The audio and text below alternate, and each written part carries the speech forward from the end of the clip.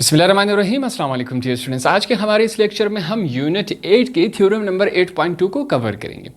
हम एक नया थ्योरम सीखेंगे 8.2। देखते हैं कि इसमें हमारे पास क्या है। आपके पास एग्जाम्स में यहाँ तक ये जो ऊपर जितना भी थ्योरी जितना भी रिटन फॉर्म में दिया गया है, आपके पास सिर्फ एग्जाम में यही दिया गया होगा। इससे हमने क्या करना है, एक ट्रायंगल बनाना है, उसमें गिवन लिखना है, प्रूफ भी करना है। ये तमाम काम हमने कर लेने हैं अपने आप से। थ्योरम की तरफ चलते हैं कि थ्योरम हमारे पास क्या कहता है, इसको पढ़ते हैं और समझते हैं। इन एनी ट्राइंगल, कोई भी हम ट्राइंगल बनाएंगे, the square on the side opposite to an acute angle. हमने इस पर फोकस करना है कि एक्यूट एंगल क्या होता है। इससे पहले हम पढ़ चुके हैं और समझ चुके हैं कि एक्यूट एंगल क्या होता है। एक्यूट एंगल ऐसा ट्राइंगल होता है जिसके तीनों कोने हमारे पास 90 डिग्री से छोटे हों। अब अगर हम डी उठाकर देखें, सबसे पहले देखें हमारे पास डी है। अगर इस तरफ से लेफ्ट हैंड साइड से मैं चेक करूं तो हम नीचे वाला, हम आपके पास जो डी में होगा एक ऊपर नंबर होगा एक नीचे। अगर हम इस लेफ्ट हैंड साइड से चेक करें तो हमारे पास यहां पर क्या आ रहा है, 60 के बीच में आ रहा है। अगर हम इस साइड से चेक करें तो हम ऊपर वाला जो डी में ऊपर वाला नंबरिंग है वो चेक करेंगे।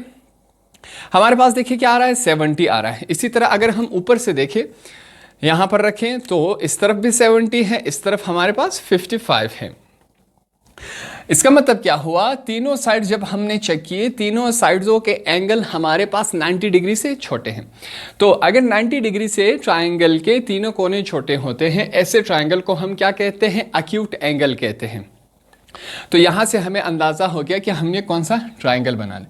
हम एक ट्राइंगल बना लेंगे, उसके आप कोने देख ले कि 90 से छोटे हों, बस 85 भी 80 भी कुछ भी आप ला सकते हैं, ठीक है। सिर्फ ख्याल क्या रखना है कि 90 से छोटे हों, ऐसा ट्राइंगल हम बना लेंगे। उसके बाद यहां पर हम क्या कर देंगे, एक्यूट एंगल हम यहां पर बना देंगे। ये जो डॉटेड लाइंस हैं, अब आपने इसको समझना है कि ये डॉटेड लाइंस मैंने क्यों लगाए हैं। आप कहेंगे कि ट्राइंगल तो हमारे पास ऐसे ही आता है, हमने ये जो डॉटेड लाइंस हैं क्यों लगाए। अब पहले इसको नाम देंगे ताकि आपको आसानी से समझ आ सके। देखें, इसको मैं नाम दूंगा ए का, इस पॉइंट को नाम दूंगा बी का, और इस पॉइंट को हमने नाम दिया सी का। यहां तक तमाम बातें क्लियर हो गई। अब देखें, फॉर एग्जाम्पल मैं क्या करता हूं, ये हमारे पास जमीन है, जमीन पर मैं कोई ऐसी लकड़ी यू इस एंगल पर लगा देता हूं, ठीक है।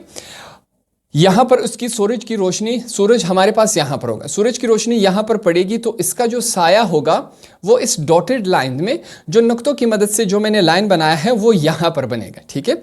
फिर से समझे, अगर हम जमीन पर इस तरह कोई भी लकड़ी कोई भी चीज इस तरह खड़ी कर दे इस एंगल पे, यहां पर सूरज हो, सूरज की रोशनी जैसे ही यहां पर पड़ेगी तो ये जो डॉटेड लाइन में है ये इसका क्या बनेगा, साया बनेगा।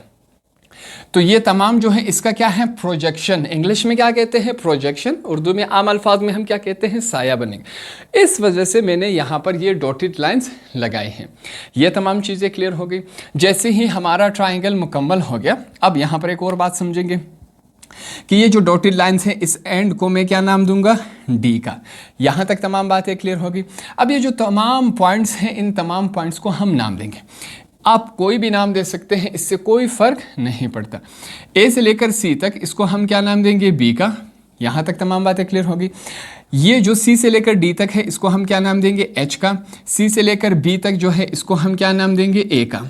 ये तमाम चीजें हो गई, तमाम को हमने अपने अपने नाम दिए। आगे चलते हैं, एक है हमारे पास यहां, देखें इस बात को समझें कि ए से लेकर डी तक एक है हमारे पास, और ए से लेकर बी तक हमारे पास कुछ और है। ये बात आपने समझनी है। अब हम क्या करेंगे, ए से लेकर डी तक वाले हिस्से को हम क्या नाम देंगे, हम एक्स का नाम देंगे। क्या नाम दिया हमने, एक्स। ए से लेकर बी तक हमने क्या नाम दिया, सी का नाम दिया। तमाम को हमने अपने अपने नाम दे दिए। यहां तक तमाम बातें क्लियर हो गई। अब नेक्स्ट स्टेप में हम क्या करेंगे, इस जो हमारे पास थ्योरम दिया गया है इसको पढ़ेंगे और समझेंगे कि ये हमारे पास क्या है। आसान अल्फाज में मैं आपको समझा दूंगा। अब सीखें, इन any triangle the square on the sides, क्या लेंगे, स्क्वायर लेंगे। यहां पर देखिए मैं स्क्वायर ले लेता हूं ब्रैकेट में। The square on the side, किस साइड का हमने स्क्वायर लेना है, ऑपोजिट टू एन, बिल्कुल मुखालिफ, ऑपोजिट बिल्कुल उसके मुखालिफ के, to an acute angle, acute angle के जो बिल्कुल ऑपोजिट साइड है, जो मुखालिफ साइड है, उसका हमने क्या लेना है, उसका हमने स्क्वायर लेना है। अब एक्यूट एंगल हमारे पास ये है, इसका मुखालिफ साइड हमारे पास ऑपोजिट साइड क्या है, बी से लेकर सी तक है, क्या है, बी और सी है, इसका हमने क्या लेना है, स्क्वायर लेना है। लेते हैं, यहाँ पर मैं क्या लिखूंगा, मेजरमेंट बी सी, इसके ऊपर हमने लाइन लगा दिया। ठीक है, क्या कहा गया था कि हमने क्या लेना है, स्क्वायर लेना है। किसका स्क्वायर लेना है, उस एंगल, उस साइड का स्क्वायर लेना है जो कि एक्यूट एंगल के बिल्कुल ऑपोजिट हो। अब एक्यूट एंगल यहां पर बन रहा है, इसके ऑपोजिट साइड का हमने क्या लिया, स्क्वायर लिया। आगे चलते हैं, इज इक्वल टू, वो बराबर हैं, टू द सम, जमा करने को कहते हैं, टू द सम। अब सम जो जमा जो होती है, वो दो चीज़ें आपस में, दो वैल्यूज आपस में जमा होती हैं। तो यहां पर मैं दो ब्रैकेट लगा लेता हूं। ठीक है, टू द सम जमा हो रही है, ऑफ द स्क्वेयर्स, अब दोनों के ऊपर क्या लगेगा, स्क्वायर लगेगा। ऑन द साइड्स कॉन्टेनिंग, उन साइड्स का हमने स्क्वायर लेना है और आपस में जमा करना है। किन साइड का लेना है, on the side containing the acute angle, उस साइड का हमने स्क्वायर्स लेना है, उन दोनों साइड्स का जहां पर क्या बना है, एक्यूट एंगल। अब एक्यूट एंगल यहां पर है, तो एक्यूट एंगल एक इस साइड से और इस साइड से, ये दोनों साइड्स मिलकर क्या बनाते हैं, एक्यूट एंगल। हमें थ्योरम में क्या कहा गया है कि आपने सम करना है उन दोनों साइड्स के स्क्वायर का जहां पर हमारे पास एक्यूट एंगल बना हुआ है। तो हमने क्या किया, दो हमने ब्रैकेट्स लगाए, खाली छोड़ दिए, सम किया आपस में, इनको स्क्वायर्स लगाया। अब ये दोनों साइड्स कौन से हैं, जहां पर एक्यूट एंगल बना हुआ है, एक्यूट एंगल एक इस साइड से और एक इस साइड से, इन दोनों साइड से मिलकर बना हुआ है। यहां पर मैं लिखूंगा सबसे पहले मेजरमेंट ए सी, ये ए सी हमने लिखा, अब ए बी लिखेंगे, मेजरमेंट ए बी, ये हमने लिखा। यहां तक तमाम बातें क्लियर हो गई। आगे चलते हैं, डिमिनिश्ड, इसका मतलब क्या होगा, माइनस करना, डिमिनिश्ड माइनस करना, निकालना। बाय ट्वाइस, क्या है, बाय ट्वाइस। अब यहां पर हम क्या लिखेंगे, bye twice. The rectangle content, अब इसको समझे, रेक्टेंगल क्या होता है, ये हमारे पास क्या है, रेक्टेंगल है। रेक्टेंगल में क्या होता है, आमने सामने साइड्स सेम होती हैं। अब रेक्टेंगल के एरिया को फाइंड आउट करने के लिए हम क्या करते हैं, लेंथ और विड्थ को आपस में मल्टीप्लाई करें तो इस रेक्टेंगल का हमारे पास एरिया आ जाएगा। ठीक है, area is equal to length multiply by width. यहां तक तमाम बातें क्लियर होगी। अब कहता है यहां पर इस लास्ट वाले जुमले में जो हमें समझाने की कोशिश की गई है, डिमिनिश बाय ट्वाइस, हमने डिमिनिश करवाया, ट्वाइस मतलब two. The rectangle contained by one of the sides and the projection on it of the other। अब कहता है कि हमने जैसे कि रेक्टेंगल का एरिया मालूम करते हैं, सेम उसी तरह यहाँ पर एक हमने साइड लेना है और एक जो इसका प्रोजेक्शन है, जो उसका साया है, वो हम यहाँ पर लिखेंगे। ए से लेकर बी तक जो है हमारे पास साइड है, जो इसका साया बना, साया ये डॉटेड लाइन से है, तो ये वाला ए से लेकर डी तक साया है, पूरा साइड हमारे पास यहाँ तक है। तो यहाँ पर सबसे पहले हम क्या लिखेंगे, साइड लिखेंगे। मैं लिखूंगा साइड क्या है, ए से लेकर बी तक, मैंने लिखा ए से लेकर बी तक, इसके ऊपर लाइन लगाया। अब अगला क्या है, जो उसका प्रोजेक्शन है, जो उसका साया बना है, साया अगर डॉटेड लाइन्स यहाँ पर बने तो ए से लेकर डी तक ये हमारे पास क्या है, साया है। मैं लिखूंगा ए डी। ये तमाम काम हम सबसे पहले क्या करेंगे, रफ वर्क में कर लेंगे, ताकि हमारे लिए ये तमाम चीज़ें आसान रहें। हमने इस थ्योरम को अपने लिए आसान कर दिया, ठीक है, अपने लिए इसको आसान अल्फाज में तोड़कर समझ लिया। एक दफ़ा फिर इसको रिवाइज करेंगे कि ये हमारे पास कैसे आया। थ्योरम हमारे पास क्या कहता है, in any triangle the squares on the side, ऐसे साइड का हमने स्क्वायर लेना है, opposite to an acute angle, जो एक्यूट एंगल के बिल्कुल मुखालिफ हो उस साइड का हमने क्या लेना है, स्क्वायर लेना है। आगे चलते हैं, इज इक्वल टू, हमने इक्वल टू लगाया, टू द सम, सम कहते हैं जमा करने को, ऑफ द स्क्वेयर्स, सम आपस में दो चीज़ें होती है, तो हमने सम लगाया, दो ब्रैकेट खाली कर दिए। आगे हमें कहता है कि उन सम का ऊपर क्या होगा, स्क्वायर होगा, तो हमने दोनों के ऊपर स्क्वायर लगाया। अब ये दोनों साइड्स कौन सी होंगी, on the sides containing the acute angle, उन दोनों साइड्स का हमने स्क्वायर लेना है और आपस में जमा करना है। वो दोनों साइड्स कौन से हैं? जहां पर हमारे पास एक्यूट एंगल बना है। अब अगर इस ट्राइंगल में हम चेक करें एक्यूट एंगल कहां बना है, और इन दोनों साइड्स की मदद से हमारे पास क्या बना है? Acute angle. तो इन दोनों साइड्स का हमने स्क्वायर लिया, आपस में सम करवाया। आगे चलते हैं, डिमिनिश्ड माइनस करवाएंगे बाय ट्वाइस, हमने 2 लिखा। The rectangle contained by one of the sides, जिस तरह रेक्टेंगल में हम एक साइड लेंथ और विड्थ को आपस में मल्टीप्लाई करवाते हैं तो इसका मुकम्मल एरिया हमारे पास आता है। सेम यही फार्मूला यहाँ पर अप्लाई करेंगे कि वन ऑफ द साइड्स, एक मुकम्मल साइड लेंगे और and the projection on it, जो इसका हमारे पास प्रोजेक्शन, जो इसका साया बनता है, वो हमने यहाँ पर इसके साथ क्या करवा दिया? मल्टीप्लाई करवा दिया। तो ये हमारे पास थ्योरम है। नेक्स्ट स्टेप में आपने क्या, ये हमने रफ वर्क में सबसे पहले आपने ये ट्राइंगल बना लेना है, ठीक है। अब नेक्स्ट स्टेप में आपने क्या करना है? गिवन लिखना है। गिवन में हम वो तमाम चीज़ें लिखेंगे जो हमारे पास यहाँ पर दी गई हैं। सबसे पहले हम क्या लिखेंगे कि ये निशान किसका है? ट्राइंगल का है। Triangle ABC with N acute angle. सबसे पहले हमने क्या किया कि एक ट्राइंगल बनाया जिसके 3 कोने थे, हमने क्या नाम दिया? ABC। ABC हमने सबसे पहले एक ट्राइंगल बनाया। आगे चलते हैं और क्या लिखा है? N acute angle 8M। जो ये ट्राइंगल था इसका एक्यूट एंगल कहाँ पर बना? A पर बना हुआ है।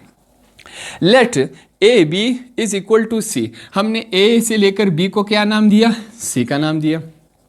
BC is equal to A, BC को हमने किसका नाम दिया? A का। ये तमाम चीज़ें हम लिख रहे हैं। नाउ अब C मेजरमेंट CD इज, अब इसको समझे, मैं पहले भी समझा चुका हूँ। मेजरमेंट CD, M से मुराद है कि C से लेकर D तक, C से लेकर D तक एक लाइन है, ठीक है। ऊपर इसके जो लाइन लगा इसका मतलब यही है। ये निशान जो है इसका मतलब क्या है? परपेंडिकुलर। क्या है? ये निशान हमारे पास किसके बराबर है? परपेंडिकुलर के बराबर है। किसके बराबर है? परपेंडिकुलर के। तो यहाँ पर मैं लिख लूँगा परपेंडिकुलर, अपनी रफ कॉपी में लिख ले ताकि आपको समझ आ सके। परपेंडिकुलर, परपेंडिकुलर किसे कहते हैं? इस तरह सीधा खड़े होने को। एक होता है वर्टिकल, एक होता है परपेंडिकुलर, ठीक है। इसको समझे। क्या कहा गया है कि CD पर परपेंडिकुलर है। CD जो है वो परपेंडिकुलर है, किस पर परपेंडिकुलर है? AB। A से लेकर B तक ये जो हमारे पास है इस पर हमने परपेंडिकुलर बनाया C से लेकर D तक। यहाँ पर हमने यही लिखा है सो दैट AD इस प्रोजेक्शन। जैसे ही हमने AB पर CD बनाया तो ये जो AD है वो इसका क्या हुआ? साया बन गया। ये हमने लिखा। ऑफ AC का ये हमारे पास साया किस चीज़ का बना है? AC का। जैसे हमने इसको यहाँ पर इस तरह रखा, यहाँ पर रोशनी पड़ी, सो C से लेकर D तक हमने यहाँ पर लाइन लगाए, तो AD जो है वो साया है। किसका साया है? AC का। ये चीज़ें हमने लिखी हैं। और AC किससे मिलकर बना है? AB से। AB पर, AC कहाँ पर खड़ा है? AB पर। इस तरह ये बातें हमने लिखी। आगे हमने क्या लिखा है कि मेजरमेंट AD को हमने X का नाम दिया, CD को हमने H का नाम दिया। ये तमाम चीज़ें हमने लिखी हैं। गिवन में हमने वो तमाम चीज़ें लिखनी है। आप अपनी ज़ुबान में भी लिख सकते हैं या जो मैंने लिखवाया आप वो भी लिख सकते हैं। गिवन में हम क्या लिखेंगे? जो काम हमने यहाँ पर ट्राइंगल में बनाने को किया तो वो तमाम चीज़ें आप यहाँ पर रिटन फॉर्म में लिखेंगे। यहाँ पर आपने बना कर दिया, वही तमाम काम आपने यहाँ पर लिखना है। गिवन में सिंपली आपने यही करना है। आगे चलते हैं। नेक्स्ट स्टेप में आपने क्या करना है? टू प्रूफ, कि हमने प्रूफ क्या करना है। अब ये जो तमाम हमने इस थ्योरम के स्टार्ट में ही अपने इस थ्योरम से निकाल लिया था, प्रूफ में हमने यही चीज़ें तमाम लिख लेनी हैं। यहाँ पर फिर से मैं लिखूंगा। हमने क्या निकाला था कि मेजरमेंट BC, इसका मतलब क्या है कि B से लेकर C तक एक लाइन है, इसके ऊपर स्क्वायर लगा देंगे। आगे मेजरमेंट AC, इसका स्क्वायर करेंगे, सम होगा। दूसरा हमारे पास क्या है? मेजरमेंट AB, इसका हम स्क्वायर लेंगे, डिमिनिश्ड होगा मतलब माइनस ट्वाइस 2 लगा देंगे। मेजरमेंट AB, ये हमने लिखा। साथ में क्या है हमारे पास? मेजरमेंट AD, इसके ऊपर हमने क्या किया? लाइन लगा दिया। ये तमाम चीज़ें आपने समझ ली।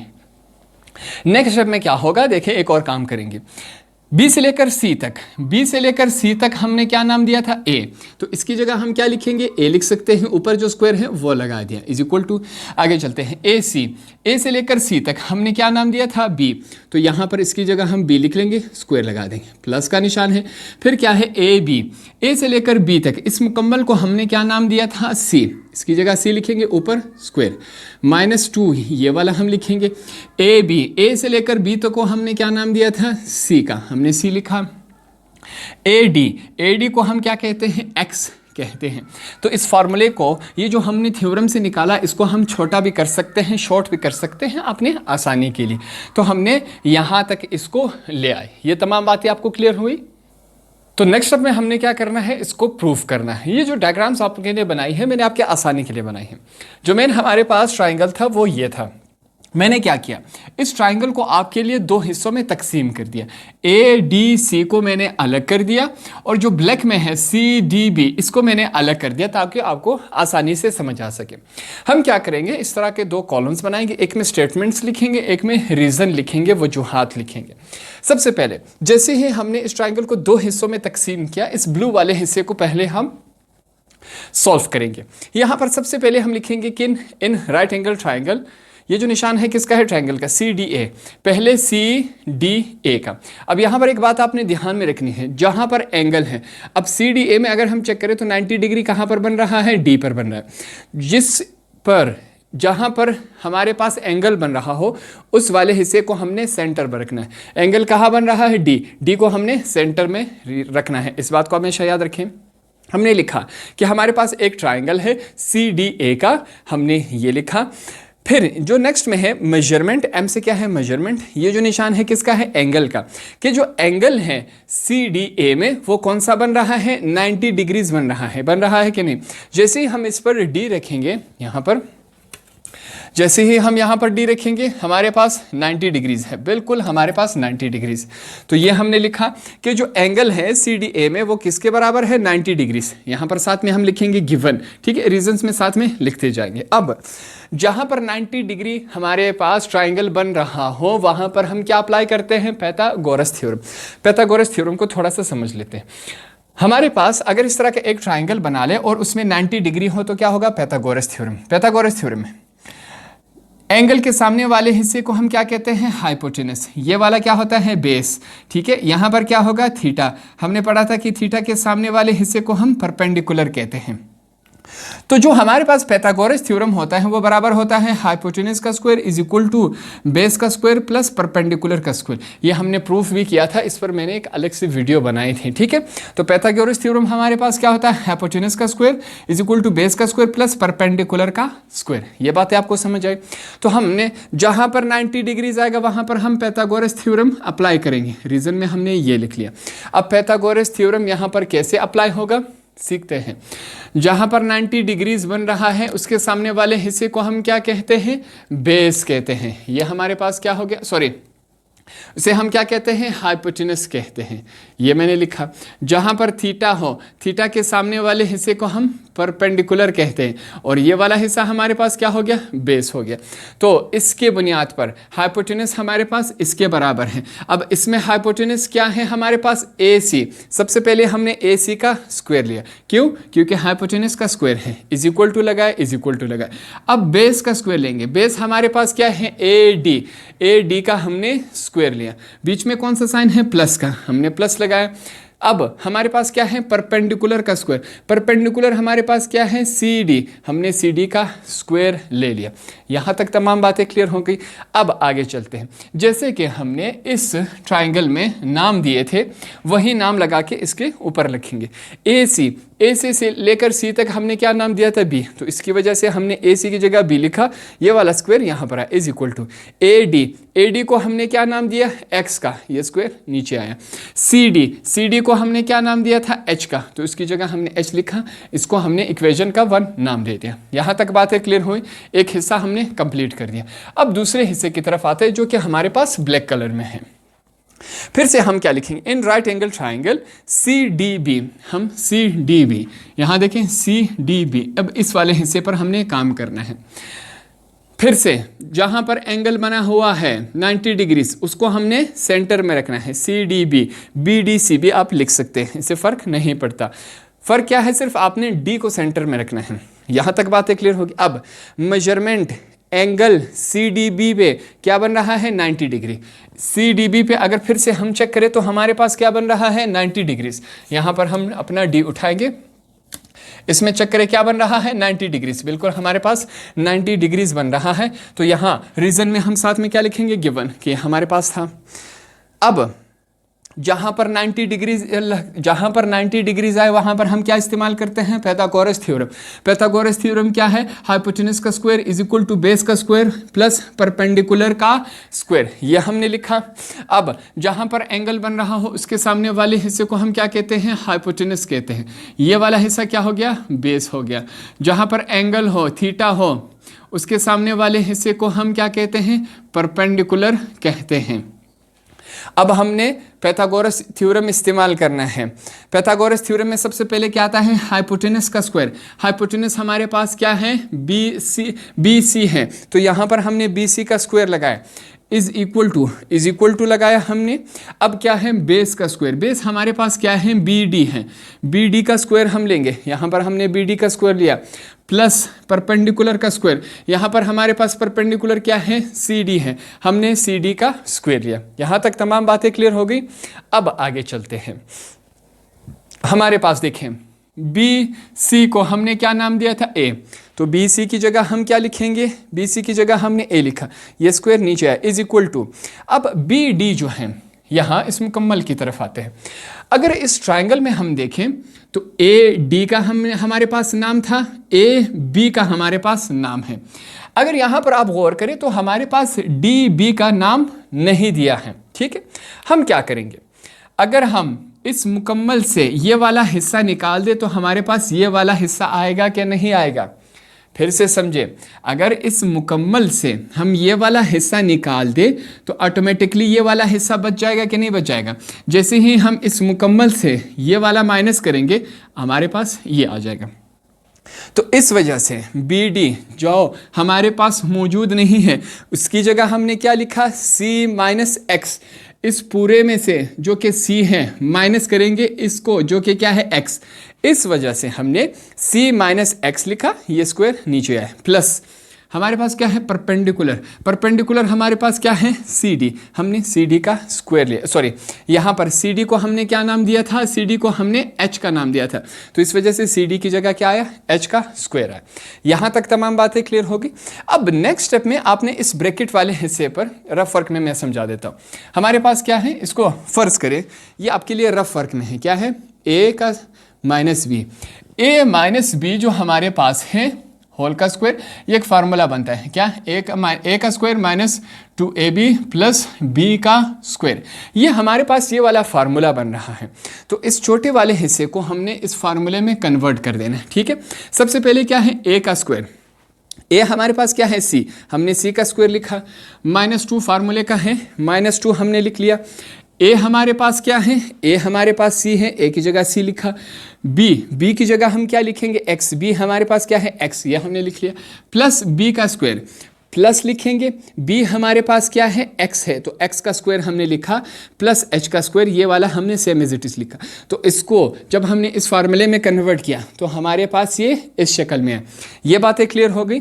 तो इसको हमने क्या किया, इक्वेशन नंबर 2 का नाम दे दिया, ठीक है।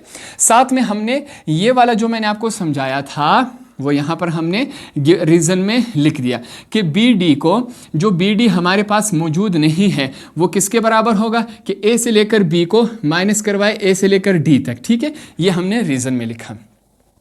नेक्स्ट स्टेप में क्या करेंगे, देखिए, सी का स्क्वायर -2cx -2cx।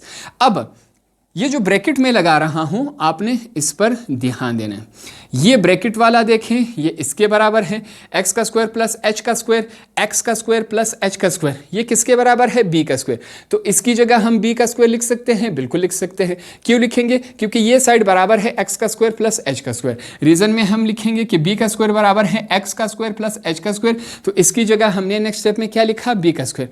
बकाया सेम एज इट इज उसी तरह उतारा, इसकी जगह हमने क्या लिखा, बी का स्क्वायर हमने लिख दिया। नेक्स्ट स्टेप में हम तरतीब से लिखेंगे अल्फ़ाबेटिकल वाइज। पहले बी आता है, फिर सी आता है, -2cx, ये हमने लिखा। यहाँ तक तमाम बातें क्लियर हो गई।